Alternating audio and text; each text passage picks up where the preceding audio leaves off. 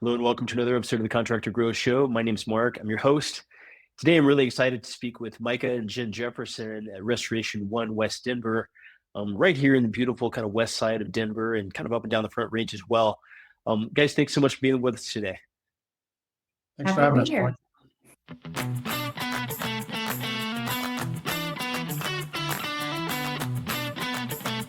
Yeah, fantastic. So it's kind of a unique model. You guys are franchisee owners of Restoration One. This is really your company, and you guys have got kind of a unique way that you kind of run the business as well, covering a lot of Colorado and the Front Range as well as out in Summit County.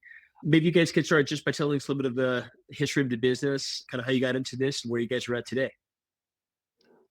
Yeah, sure, Mark. So both Jen and I came from corporate backgrounds, and I think as we were getting, towards those middle-aged years, one day, or maybe not one day, but over a course of time, I, decided one of my dreams had always been to start my own business or run my own business, and started to look at different opportunities. And with some help from my mom, I met with a entrepreneur coach who kind of looks at different opportunities that are out there and helps you, based off your experience, your personality, figure out what the best match is for you.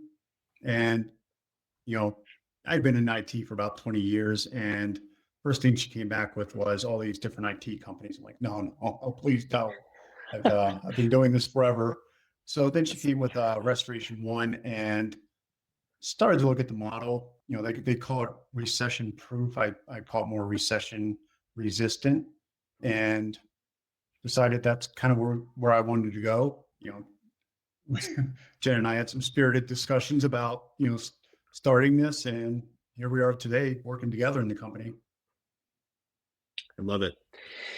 So I'm always intrigued by folks that, we talk with a lot of contractors, builders who, have got all kinds of backgrounds and oftentimes, grew up on a roof or, I've been wearing a tool belt since I was 7 years old or whatever. I'm always intrigued by folks who have come from kind of a corporate or IT background.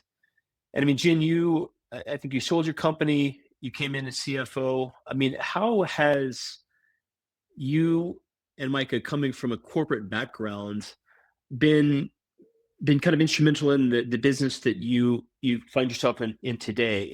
And one thing that I've seen, just to kind of where I'm going with this, is that I found that folks that are in kind of a corporate background and that have got a business background, they've been in completely other fields, that they have kind of a more analytical approach to it, and they don't just stumble into it, they actually consider a bunch of different options, and that often their decision to get into the construction trades is really kind of a more informed opinion by, like, no, we've got a lot of opportunity. We understand business. We understand how this works at the higher levels. So, I mean, how has your sort of, background in larger businesses and corporate and your own business influenced and kind of shaped the decision to get into what you guys are doing today? It's a great question. I guess Micah and I both came from, I would say the corporate world has a lot of, there's good and bad, right? And so we both had very, I would say, good experiences. So I had 10 of my years with the General Electric company, which is an amazing company to work for. So in terms of process, talent, talent development, just how they operate. So I would say that I felt like I had really great exposure to a very well-run business. I think that can be good and bad when you're in your own company, because if it's like at the, you're seeing kind of a 10 out of 10 in terms of a well-run business, and then you go and try to do it. You're obviously not going to be anywhere near a 10 out of 10. So I would say that the perspective that at least I brought in was I came from this really excellent environment. And so I had seen what right looks like. And that can be both frustrating as well as, I think, probably beneficial. Interesting. Okay. Yeah, good to know. I never had spent time in a lot of larger companies, and I kind of wish that I had because, we kind of make this up as we go along. We haven't seen 10 out of 10, right? We see our own much lower than that's core performance. Right.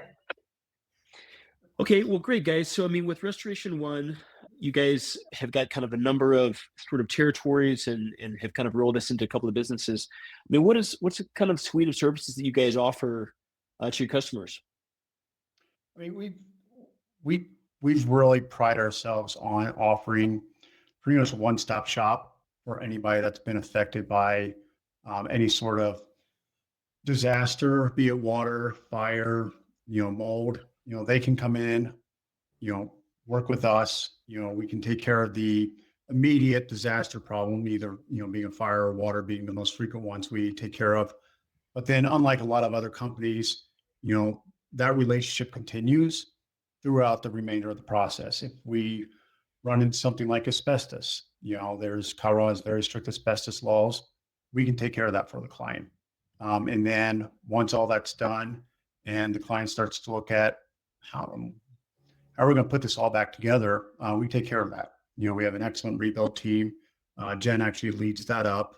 And, any size rebuild from small patches of drywall to full-on reconstructions of homes or businesses, we can take that on.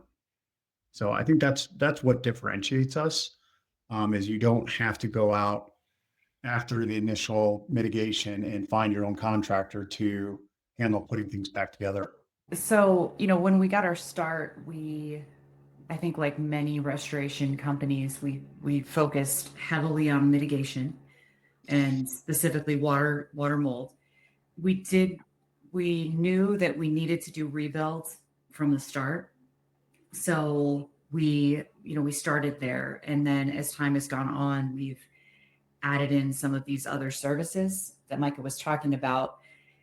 And I think, we're seeing that in the market in general. So, other franchises are pushing their franchisees to broaden what they're doing, but it takes, each service line is different. And it takes, I would say we have learned a lot in how to perform these well. Like that's one of the things that, we're not just doing it for the sake of doing it. Like we want to do it well. And we've learned a heck of a lot about it. And I would say we're also humbled by the team that we have because we've been able to attract and retain some talent that is very experienced in some of these other areas. So we feel pretty confident that if a client comes to us and they, it's a fire and all of their contents are affected and there is asbestos, and of course they're going to need rebuild, like that we can help them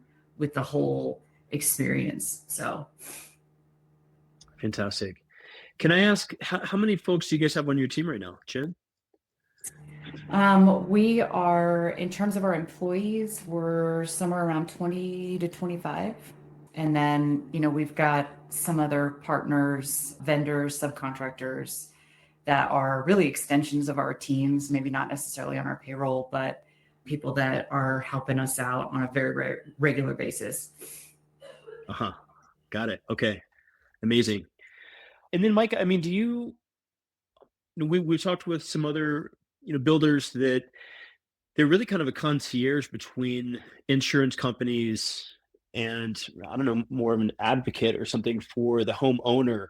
Because insurance comes in, you guys are in the restoration space, you're going out after someone's had some catastrophe happen in their home, whether it be, some huge hailstorm or, a fire, whatever damage in a specific home. Do you guys deal with insurance companies much? Is that part of what you guys do? And do you have this kind of role of going in and saying, well, insurance wants to give you guys $25,000 for this project, but actually, as we go around and do inspections and things, this is a $150,000 project that is needed. That is the vast majority of what we do.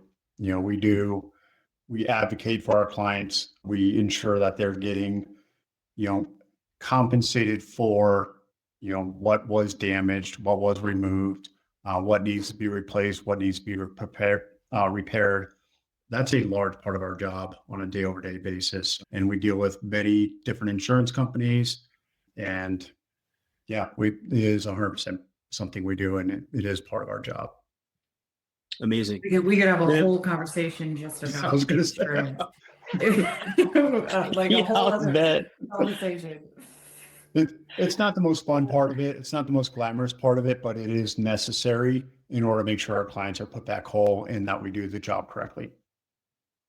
Amazing. And so, I mean, Jen, I'm just going back and forth with you guys because sometimes when I'm talking with a couple of folks, I mean, that must be an amazing part of what you guys do because, I mean, homeowner, the insurance company, I mean, for better or worse, whatever their agenda is to, make a claim as small as it possibly can be. But I mean, a homeowner knows that it's more than just roof. We got damaged windows, we've got damaged siding, we've got all kinds of things going on here now. And I mean, when you guys go out and do like a really thorough inspection of a property and say, actually, it's all of these other things, and the homeowner's realizing that, wow, you guys can come in here and take care of all of that. And you actually you understand insurance policies, or you're able to read that and see through the fine print. And I mean, that must be like a really exciting part of dealing with homeowners, of being able to help them get this, larger part of their, all their whole problem taken care of. Whereas insurance, suddenly the day a claim comes and they want to deal with 20% of the larger problem. I mean, does it feel good for you guys? Is that something you guys talk about? I would say definitely. I mean, it's a common thread among the people that work in this industry, that because you're dealing with somebody that has had something happen that they weren't planning on, they weren't planning for it, and there can be a whole lot of emotion. If we're talking about residential specifically, a lot of their center, their comfort, their home is the place they feel safe. It's the place where they can relax. And so, if there's a big water loss, if there's a fire, if, they uncover mold, they're having a really bad day when they encounter us. Never mind that it is costly. Many people that we deal with have not had to file a claim before. Some people are seasoned at it and understand. But when we deal with first-time folks, and especially the elderly, it's very emotional. It's very complicated. And I would say that a common thread among restorers in general is, the fruits of your labor of helping them navigate, how to deal with the loss, how to deal with their insurance to get it paid for. And ultimately what they care about is getting it put back together and getting things back to quote unquote normal. So I would say it's very rewarding. I think it's a thing that keeps us, coming back to work every day. Man, I love that. That is awesome. So you talked about your team. I mean, you guys are serious employers here in the Denver area. I mean, 22, 25 people. I mean, I love that. And I mean, not just Denver area, I mean, up and down the Front Range here.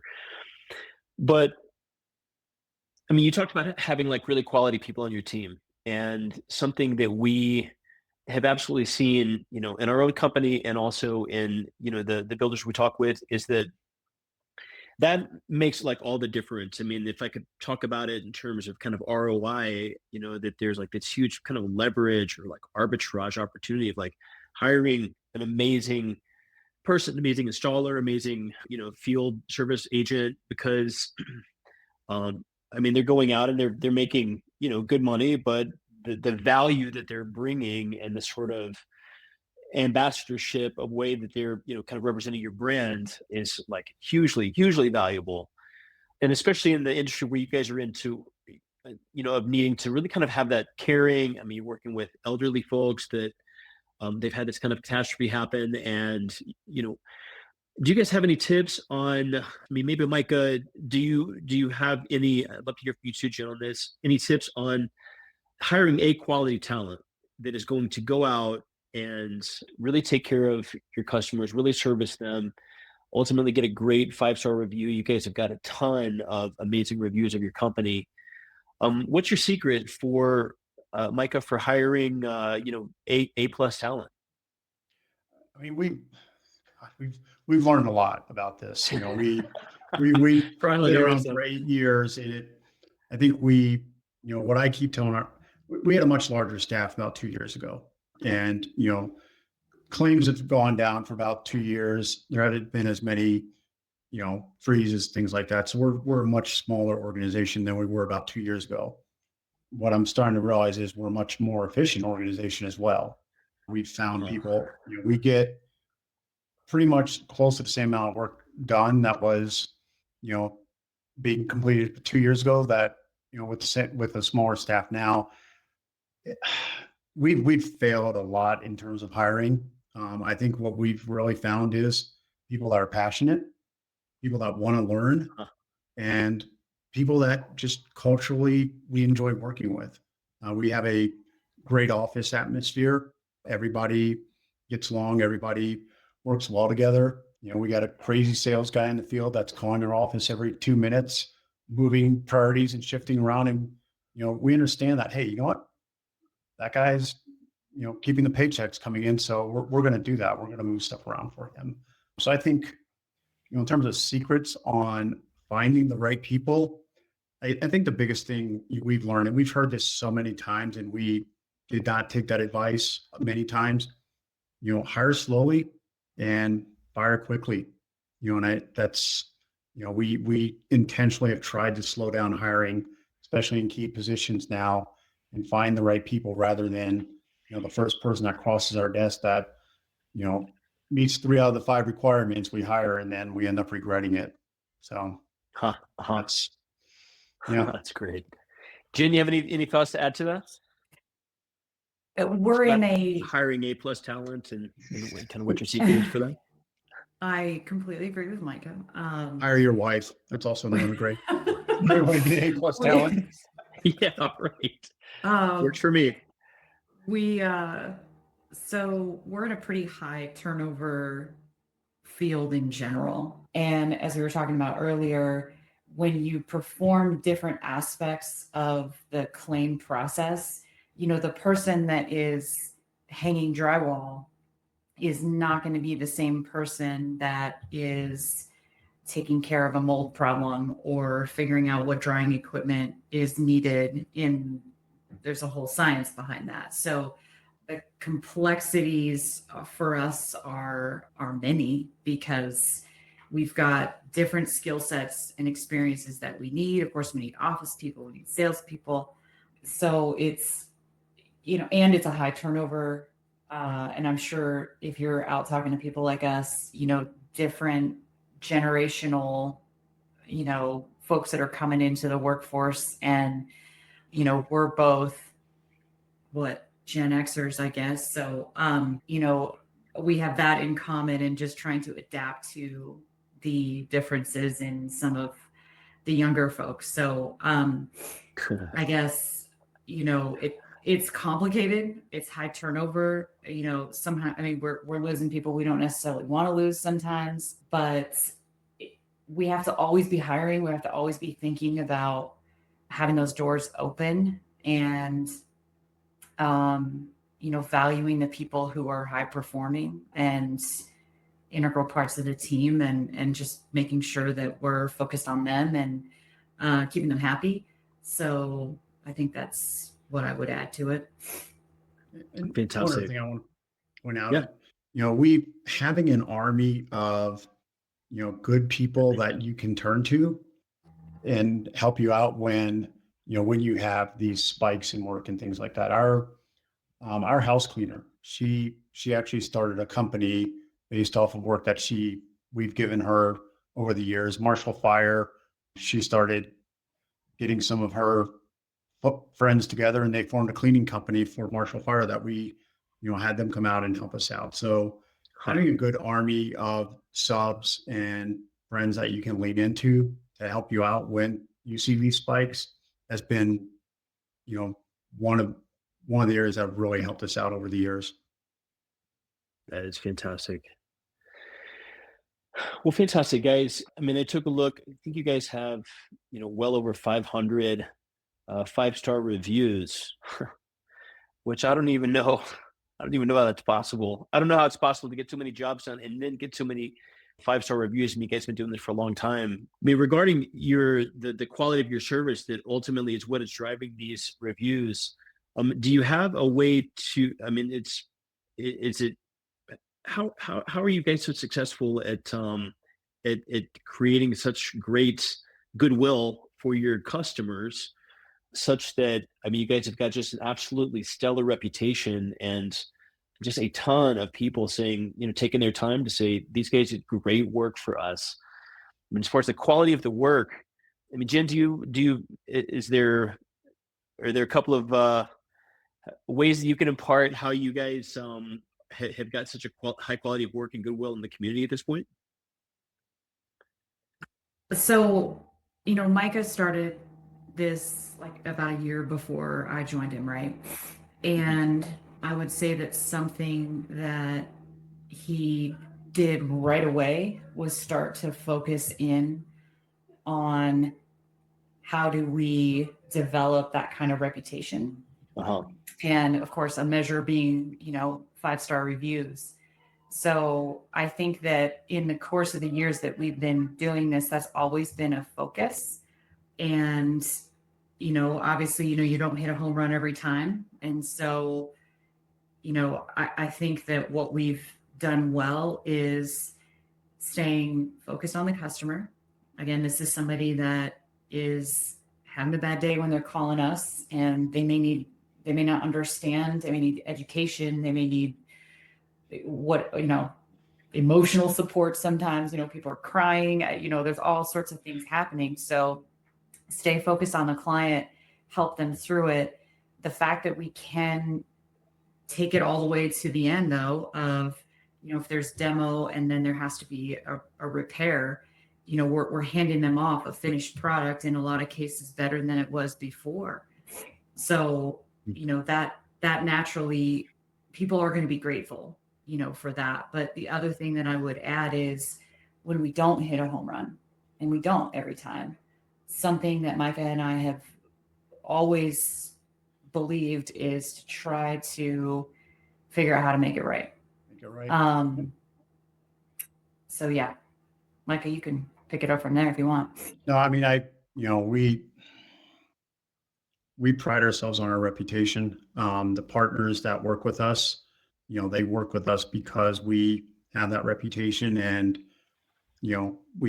we get referral jobs because of the work that we do, and, the feedback our clients provide to the people that refer us. So, we have to get it right. And if we don't, then we'll make it right. So, and hopefully everybody leaves a 5-star review. It's not going to happen all the time, but, we will make sure it happens the majority of the time. And I love it. Fantastic. I mean, it's very rare that we see a company that has got such a glowing reputation as you guys do. So, I mean, you guys are just really doing it right, and it's just fantastic to be able to learn from you guys. A couple of things I just want to bring up in this episode that we learned about, hiring talent, hiring for passion, hiring for wanting to the new talent wanting to learn. Right. I think that's absolutely huge. A lot of like A players, they're on a learning path. They're like growing, and they want to learn. So being able to send them to involve them in the courses or whatever they want, or buying programs for them, books and things, and that ultimately that you guys love to work with, right, is a key piece of hiring talent for you guys. You got a lot of subs, a lot more people than necessarily are working with your team every day. Kind of a larger community of folks that can come in and kind of, fill in gaps and things. And then, Micah focused right from the very beginning. It started 8 years ago on reputation. And I mean, that clearly shows being really focused on the customer, but especially this emotional support piece. I mean, it has to do, from what I'm getting, is from knowing your customers, knowing what kind of emotional place they're in. Maybe, someone calls and they're having an emotional day. They've, had some massive problem with their house, needs to be restored. And so being like attentive to that, and I can really feel that with you guys. I just love that. And also being a one-stop shop. And so we've learned also from looking at you guys, website and different things, guys are really focused on the whole customer journey, and that you can take what looks like a disaster and actually turn it into even a better house for someone than they had before. So that's absolutely fantastic. Well, guys, if Jen, if someone is looking for restoration here in the Front Range area, if they've had a fire, water damage, they've got some remediation that needs to happen, what are a couple of good ways to reach out to you guys? Well, we're 24/7 staffed operations, so we have someone on the phone available all the time. So I'd say our main office is the most efficient way. Do you want me to give you the phone number or? Yeah, I'll write down the Okay. phone number here and also the website. Yeah. Sure. 720-605-2994. And then, of course, we have a website. We're on Instagram, Facebook, TikTok, all the socials as well. Okay, great. And so your website, restoration one, like the number one of Denver.com, and then One of any West Denver. It's restoration Correct. one of westdenver.com. Right. Okay. Or just r1wd.com. r1wd.com. Okay, great. So restoration one of West Denver, and that's like the number one, not spelled out. Correct. Restoration one of westdenver.com. And also the number is 720-605-2994. Guys, thank you for taking your valuable time and schedule today to make room for getting on the show here. It's a great story. And we'd love to kind of keep up with you guys here over the next year and see how things are going. Have you back on the show at some point. Thanks for being here. Happy to. Yeah, would be happy to.